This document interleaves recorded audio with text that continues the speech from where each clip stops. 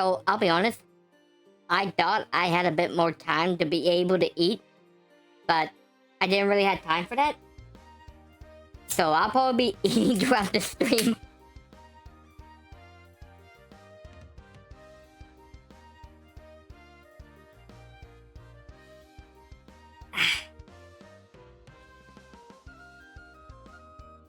Excuse me. Anyways, greetings, creatures and humans alike. I am MagiQDog, and on this day creature of the week, we are going to be talking about scribble. Scribble. Here we go. Let me get rid of my wings real quick. As we are going to be talking about the Thunder Camel, aka Dajna. And yes, this is a real thing. And yes, if you see right next to the toes, there is me running away from the Thunder Camel at super speed. So yeah, this guy is gonna be quite a big one to talk about. So anyways, let's go ahead and get started with this, shall we? Before that though, let me take a big bite out of this tiny cheeseburger. Ah!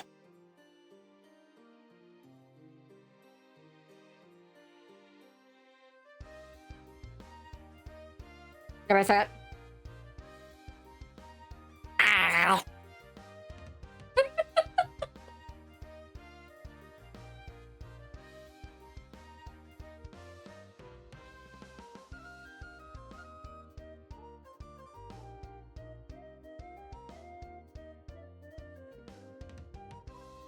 Excuse me. Anyways, now let's get fully started. Oh, by the way, if you guys want to follow me and stuff, check me out on Twitch, Twitter, and YouTube, Gaming React, channels, like and subscribe, all that stuff. Anyways. Thunder Camels, aka Dajna, is a gigantic camel creature toad in Maltese mythology.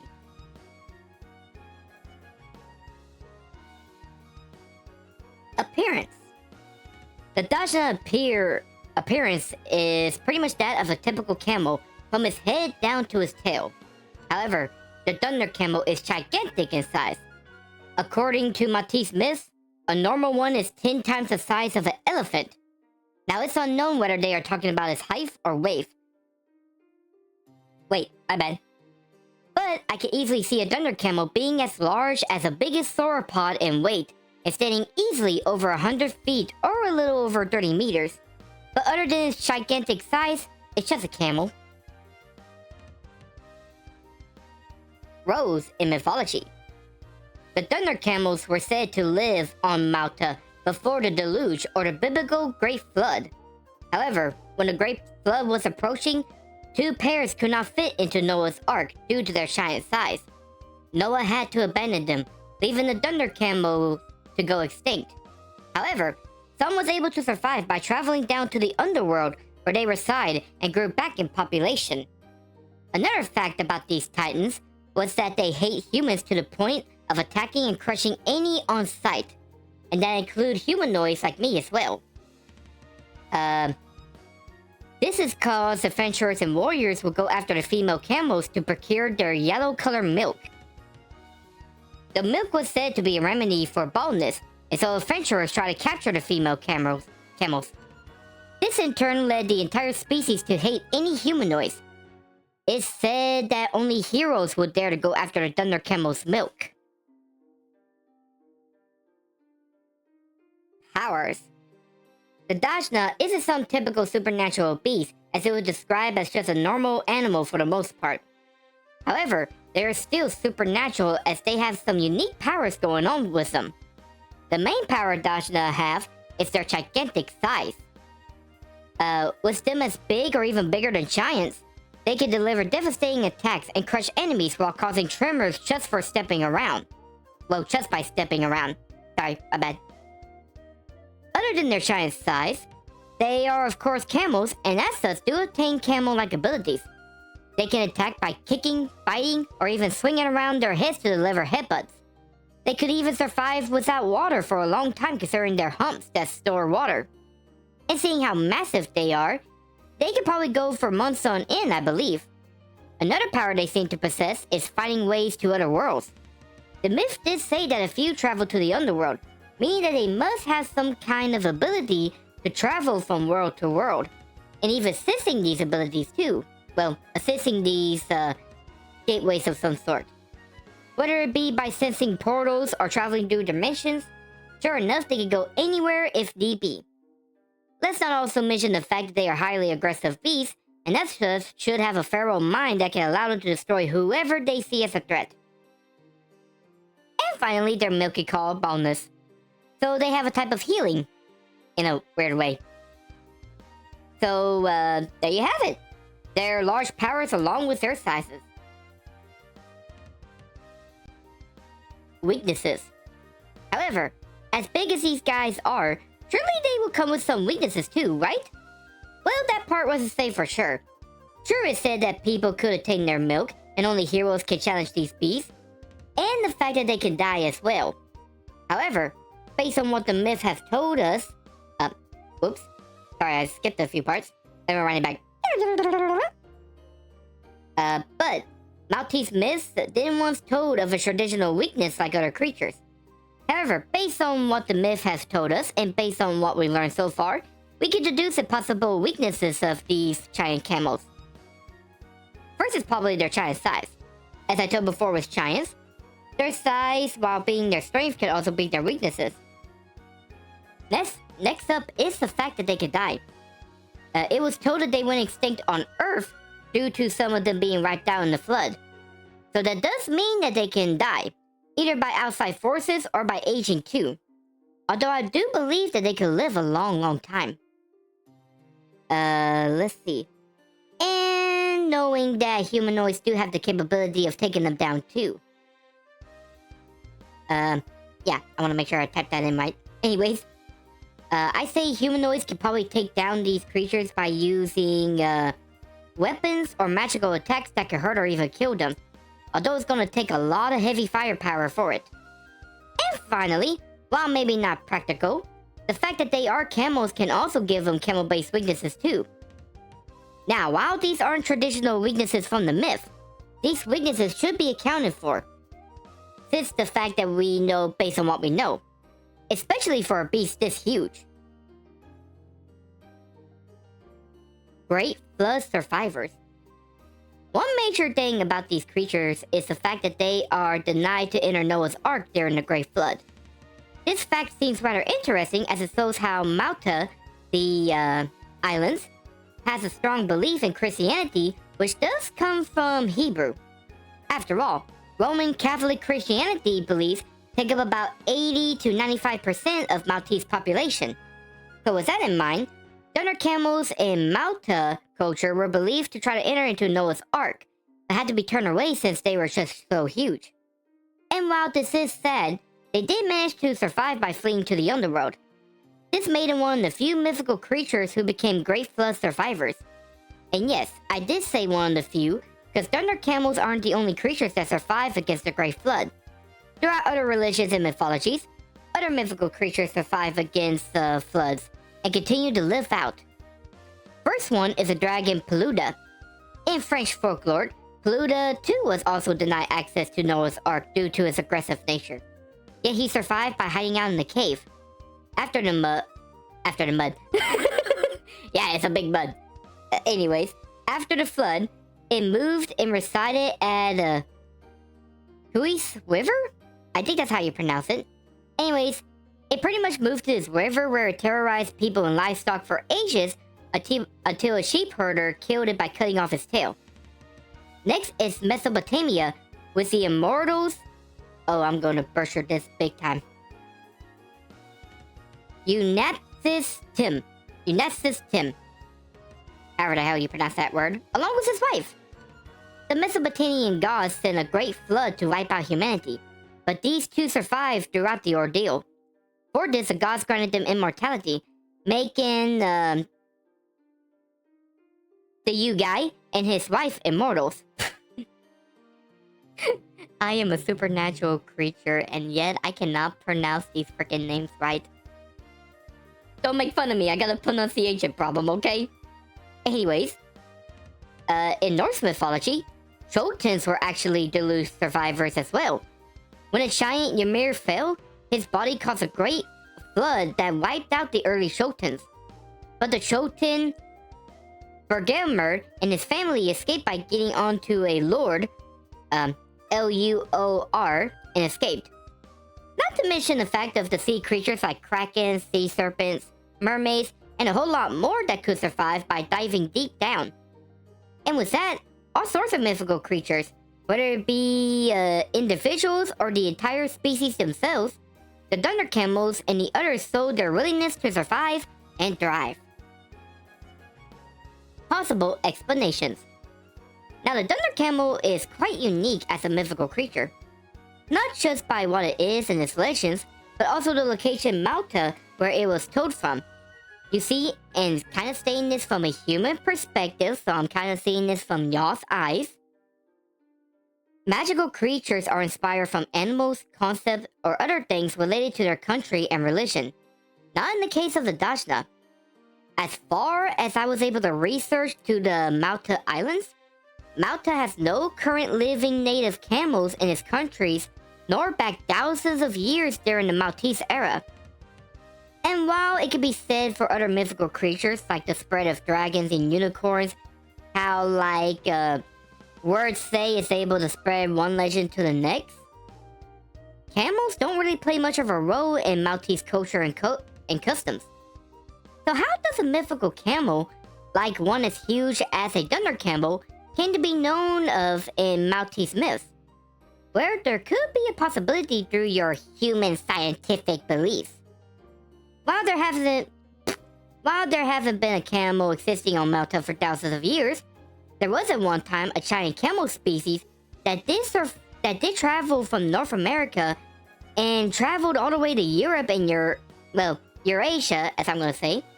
And this now extinct camel may have inspired the legend. And this camel genius is the Paracamelus.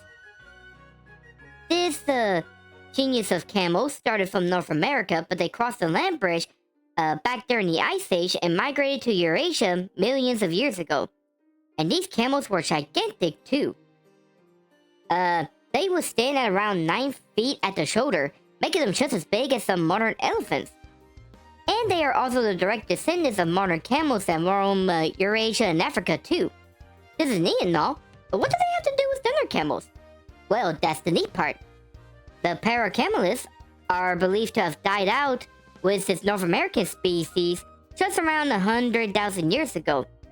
But its Eurasian species ended up dying out between 10,000 to 11,000 years. This is believed due to both climate change, competition from other herbivores, and more importantly, being hunted down by you humans. That's right. Humans once met and fought against these ancient giants. So here is my theory. Perhaps after the Paracamelus went extinct and the ancient people went on and migrated to Malta, they still retain the memories of the Paracamelus. And once Christianity became widespread across Malta, the people blended their memory of the Paracamelus with the religion and created the mythical Thunder Camel. If this is true, it indicated that Thunder Camels were once real. A bit exaggerated, but nonetheless were still real. After all, a description of a giant camel that existed before the Deluge, or before civilization, fit the Dajna very well, don't you think? I also want to point out of other giant prehistoric camels, like the Mega Camelus, the Mermaids, which was around 11 to 12 feet at the shoulder, and was tall enough to look Duras in the eyes. Along with other extinct camels, like the Titanopus, Gigantic Camel, and Camelus Nabachi, who were also very large as well. So yeah, truth is actually stranger than fiction, alright? Ah! My phone! Popularity. So, normally here I will talk about how Thunder Camels have appeared in media and pop cultures. But the thing is, Thunder Camels aren't really that well known of. In fact, many people wouldn't even think of a giant camel creature that would exist in Maltese myths. However, thanks to the author and illustrator Stephen D. Mifsud, he's got the D initial in his name. He's a member of the D clan! I'm kidding. Anyways, he was able to bring not only the Dajna, but all other mythical creatures and beings told from Maltese myths to the world through his 2014 book, or 2014 book, The Maltese Bestiary, an illustrated guide to the mythical flora and fauna of the Maltese Islands. Even still though, the Thunder Camels aren't still popular enough.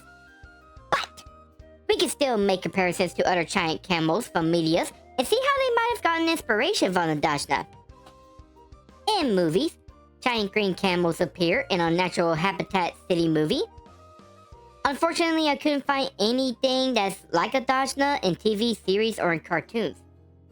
But in anime, the closest that I could find is the water storage camels, which are large camels in Toriko. In video games, you got Five Naboris as a giant mechanical camel in Legend of Zelda Breath of the Wild. By the way, I just totally spoiled myself right there since I'm playing Legend of Zelda Breath of the Wild, which you guys can totally check out on both my Twitch account and on my YouTube channel, MagiQDog Gaming React. I'll leave the links in the description below. Anyways, after that shameful plug, the 1983 game Attack of the Mutant Camels and its sequel, Revenge of the Mutant Camels, got giant alien camels that shoot lasers from their mouths. And both Ark, Survival Evolved, and Zoo Tycoon 2 both got Titanotyopus, another giant prehistoric camel. And yes, these aren't exactly related to the Thunder Camel, but it's close enough. For books, the main one is of course the Maltese Bestiary by Stephen D. Mifsud, which I talked about earlier. And the only other ones I could think of is some prehistoric books like Camelis Nabachi that talks about prehistoric camels, like the Titanotyopus. I know I butchered some of these up big time, and I do apologize in advance. But to wrap this all up with a conclusion. The giants of the islands of Maltese could not be bound, whether it be by Noah's Ark or the flood itself. The Dajna survived and thrived and became too dangerous for even adventurers who wished to take their milk for boldness. And whether you believe these flood survivors might have been prehistoric camels or truly giants of giant creatures. Whatever the case, be wary of a thunderous quaking unless you want to get trampled by the Thunder Camels.